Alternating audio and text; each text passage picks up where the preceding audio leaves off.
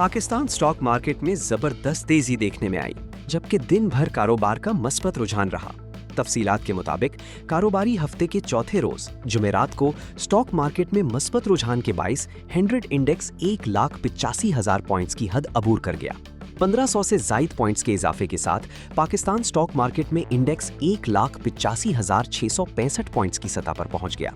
ताहम ट्रेडिंग के दौरान स्टॉक मार्केट में 100 इंडेक्स रिकॉर्ड सतह से नीचे आ गया, मगर मस्बत रुझान बरकरार रहा, जिसके बाइस कारोबारी रोज के इख्तिताम पर 100 इंडेक्स 470 पॉइंट्स इजाफे के साथ 1,84,520 पॉइंट्स की सतह पर बंद हुआ।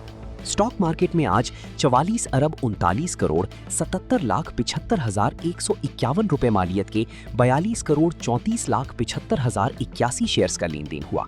वाज़ेह रहे कि गुज़िश्ता कारोबारी दिन के इख्तिताम पर स्टॉक एक्सचेंज में 100 इंडेक्स 3,748 पॉइंट्स के नुमाया इजाफे के बाद 1,84,050 पॉइंट्स की सतह पर बंद हुआ था।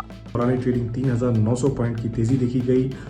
इंडेक्स ने तकरीबन 1,81,000, 82,000, 83,000 और 1,84,000 की हद को बहुत ही स्मूथली जो है वो अबूर किया और तकरीबन 1,84,050 पे मार्केट क्लोज हुई।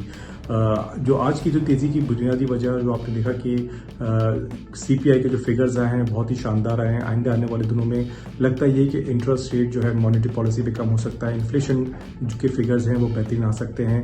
इसके साथ साथ आप जो है पेट्रोलियम प्राइसेस में कमी हो सकती है।